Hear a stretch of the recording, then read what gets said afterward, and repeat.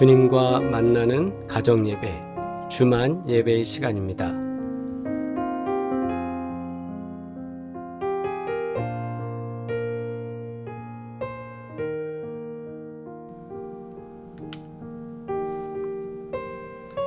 우리 이 시간 함께 기도드리겠습니다.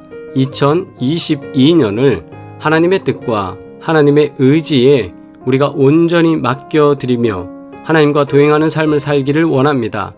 주여 함께하여 주시옵소서. 우리 함께 소원하는 마음으로 기도드리겠습니다.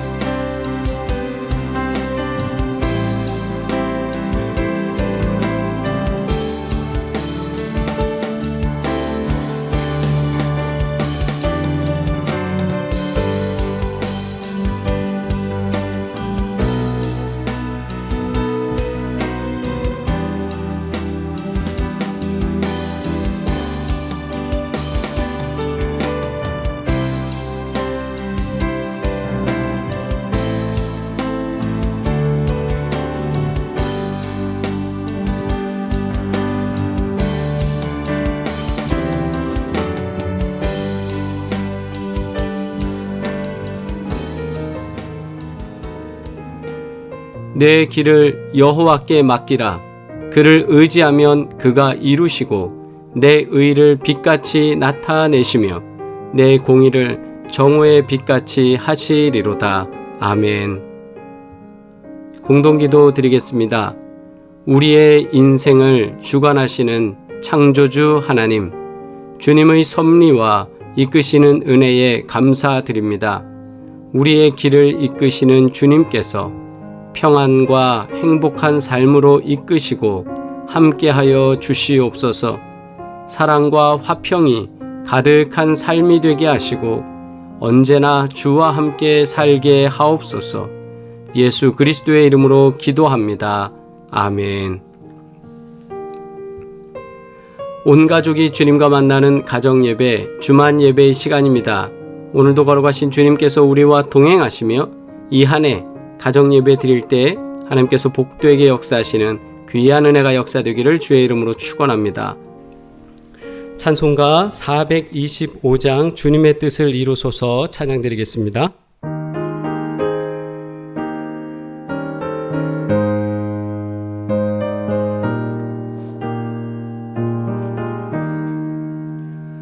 주님의 뜻을 이루소서. 고요한 중에 기다리니 진흙과 같은 날 빚으사 주님의 형상 만드소서. 주님의 뜻을 이루소서.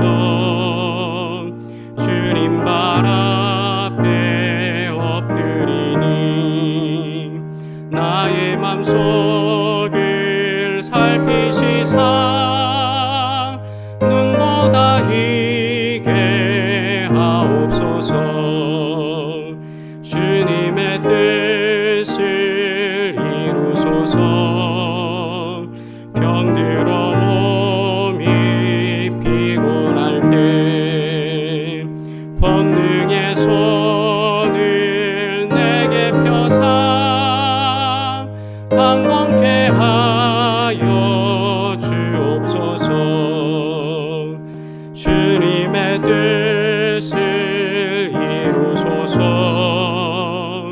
온전히 나를 주장하사 주님과 함께 동행함을 만민이 알게 하옵소서.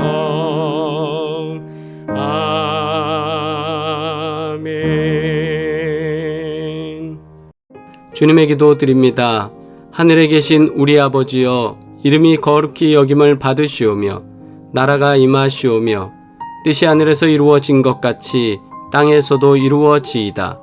오늘 우리에게 일용할 양식을 주시옵고 우리가 우리에게 죄 지은 자를 사하여 준 것 같이 우리 죄를 사하여 주시옵고 우리를 시험에 들게 하지 마시옵고 다만 악에서 구하시옵소서.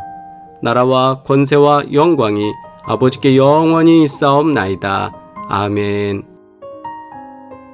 하나님의 말씀 시편 37편 3절로 4절 말씀입니다. 함께 봉독합니다.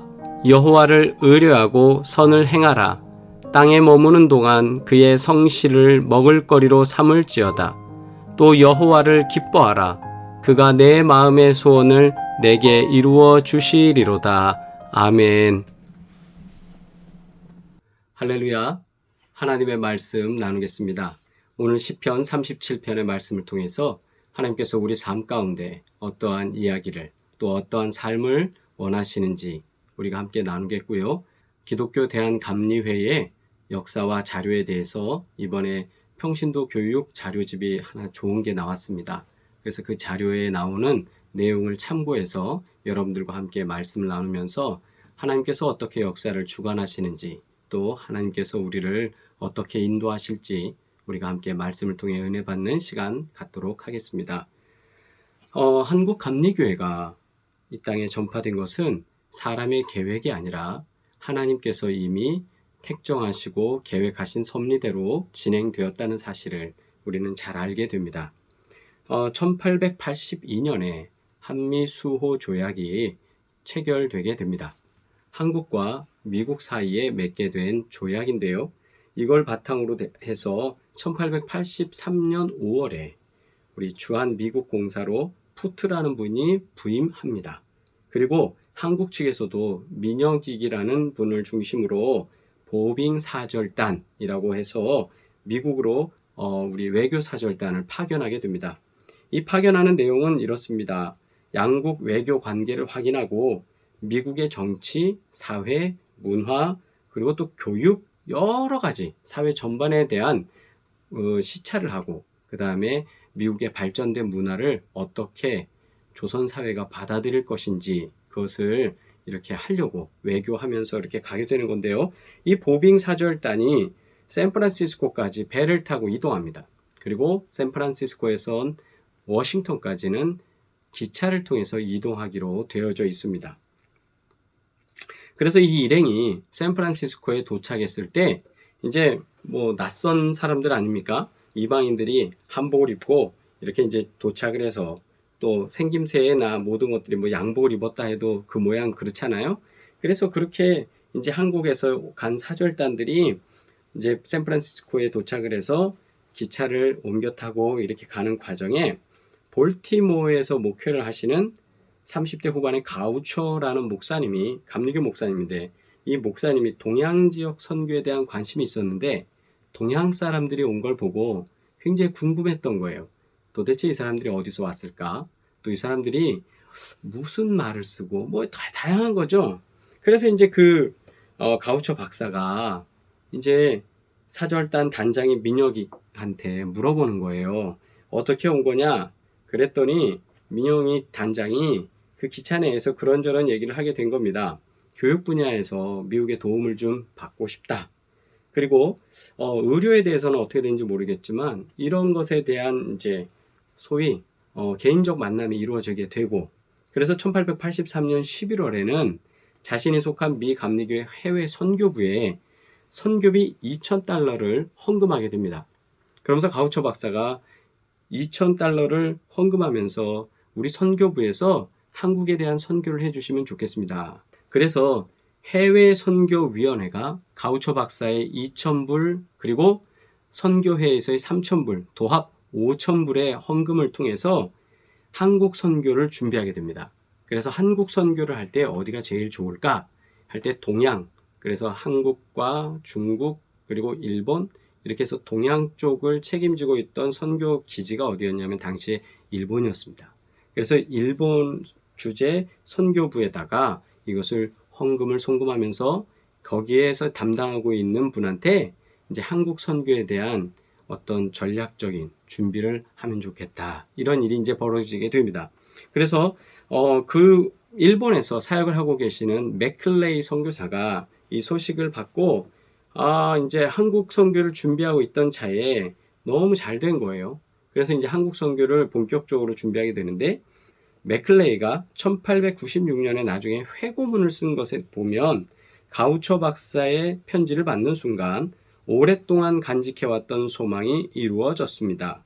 그 편지를 받자마자 저는 하나님의 소명을 강하게 느꼈으니 이는 한국에 기독교 선교의 문을 여는데 저를 쓰시려는 하나님의 뜻이었습니다. 라고 적혀 있습니다.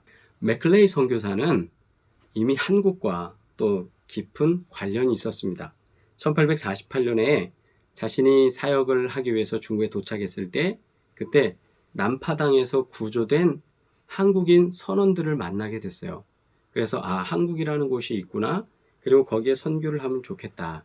그런데 문제는 이때 당신이 맥클레이 선교사가 중국 선교를 위해서 도착한 지 얼마 안 된 때라 한국에 대한 선교를 준비할 수 있는 상황이 아니었습니다.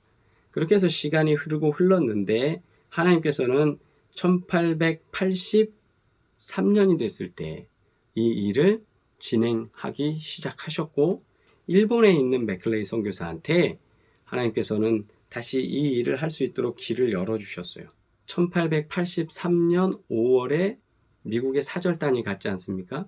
그런데 그 해보다 한 해 먼저 1882년에 일본 도쿄에서 선교사로 맥클레이가 활동하고 있을 때 그곳에서 김옥균이라는 사람을 또 만나게 돼요.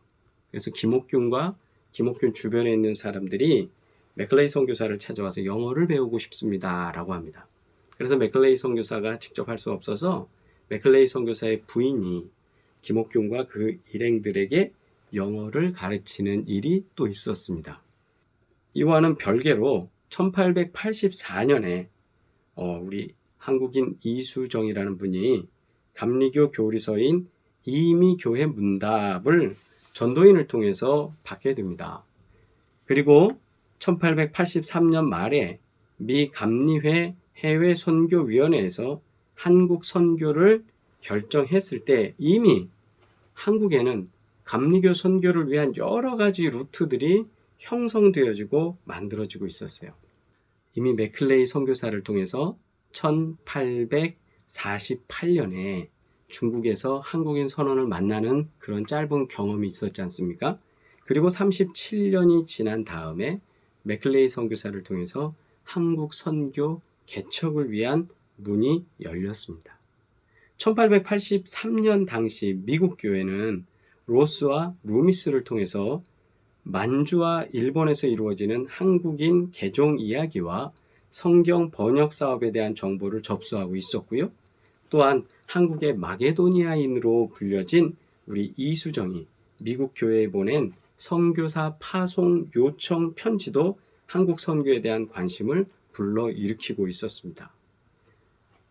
1883년에 민영익과 그리고 보빙 사절단이라는 미국에 가서 미국의 문화를 보고 미국의 교육과 의료와 여러 가지를 보게 하신 하나님, 그리고 그보다 앞서서 1882년에 김옥균과 그 일행들이 맥클레이 선교사 밑에서 영어를 배울 수 있도록 하신 하나님, 그리고 이보다도 37년 전에 맥클레이 선교사가 중국 선교를 하기 시작할 때 그때쯤에 한국인 선원을 만나게 하신 하나님, 그렇게 해서 하나님께서는 계속적으로 감리교 선교가 우리 땅에서 이루어질 수 있도록 여건과 풍토를 만들어 주셨고, 특히 이수정이라는 분을 통해서 선교에 대한 열정, 와서 우리를 도우라는 그 열정의 편지가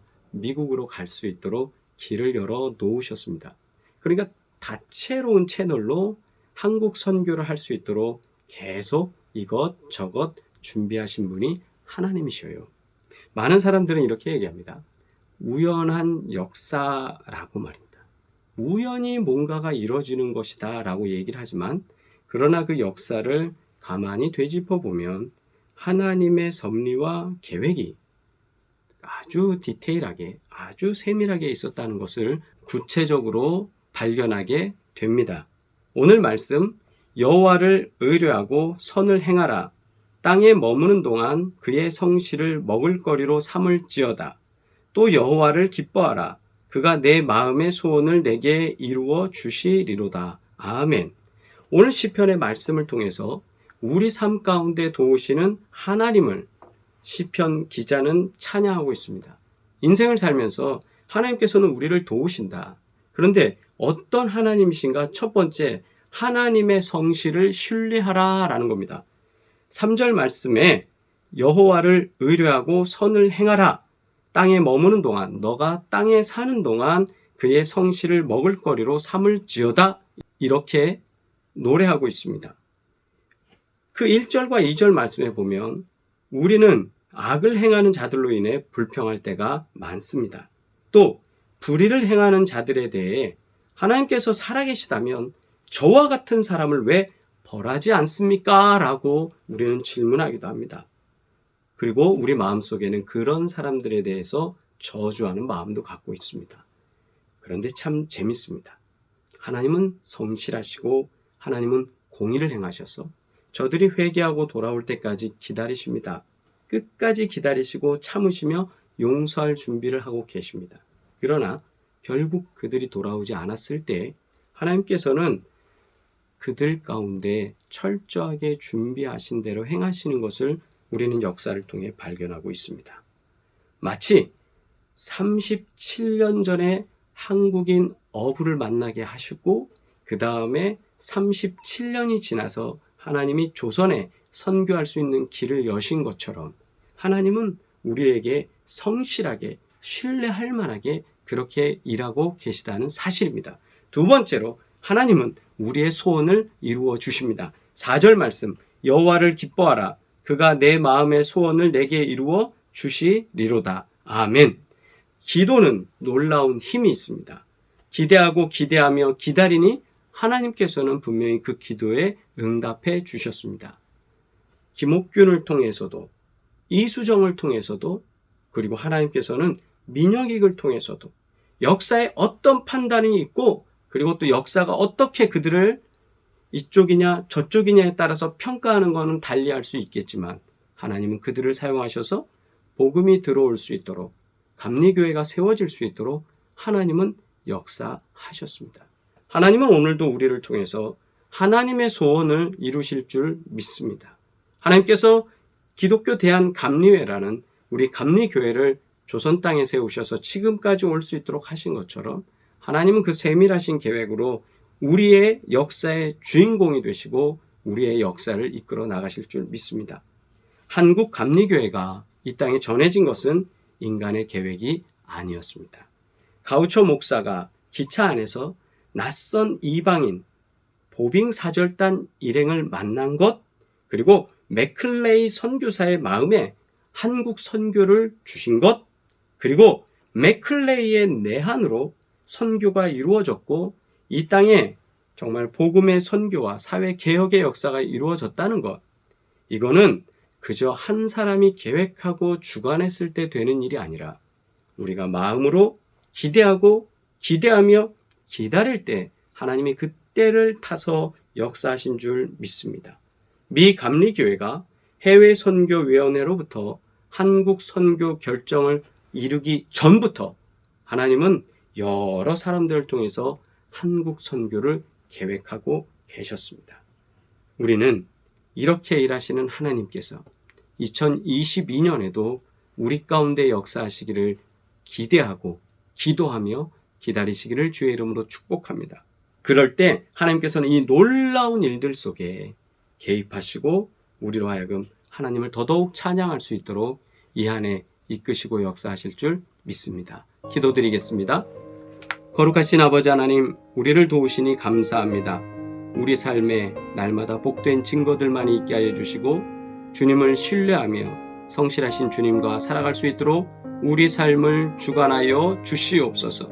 또한 각 가정마다 복된 증거들이 넘쳐나게 하시고 하나님께서 이끄시는 놀라운 증거들이 이루어지는, 기대하고 기도하며 기다리는 일이 하나님의 섭리 가운데 때가 차서 이루어지는 귀한 은혜의 증거들이 나타나기를 원하오니 가정마다 역사하시고 도우시며 기업 위에 함께하여 주시옵소서.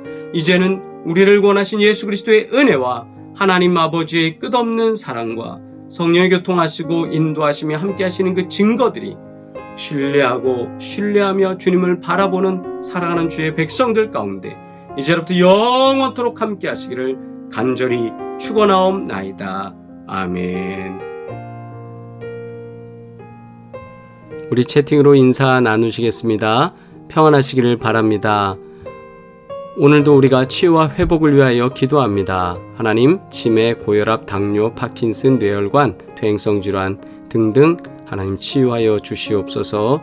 또 여성암, 남성암, 그리고 폐암, 혈액암, 갑상선 등등 하나님 역사하여 주시기를 원합니다. 백내장, 녹내장, 황반변성, 시신경, 고관절 디스크 협착, 또한 코로나19, 기초 면역 및 정신 건강까지도 하나님 우리를 온전케 하여 주셔서 이 안에 승리하기를 원합니다. 여러분, 우리가 이 기도 제목을 가지고 함께 기도할 때 사랑하는 성도들 가정마다 그리고 우리 삶 가운데 치유와 회복의 증거가 나타나기를 주의 이름으로 축원합니다. 또한 사업장을 위하여 오늘도 기도 부탁드립니다. 하나님께서는 이 귀한 사업장 가운데 복을 더하여 주셔서 형통케 하시고 시원케 하시는 귀한 은혜의 역사될 줄 믿습니다. 다음 만나는 시간까지 언제나 믿음 안에서 승리하시기를 바라고 하나님의 은혜와 평강이 함께 하시기를 바랍니다. 여러분 언제나 사랑합니다.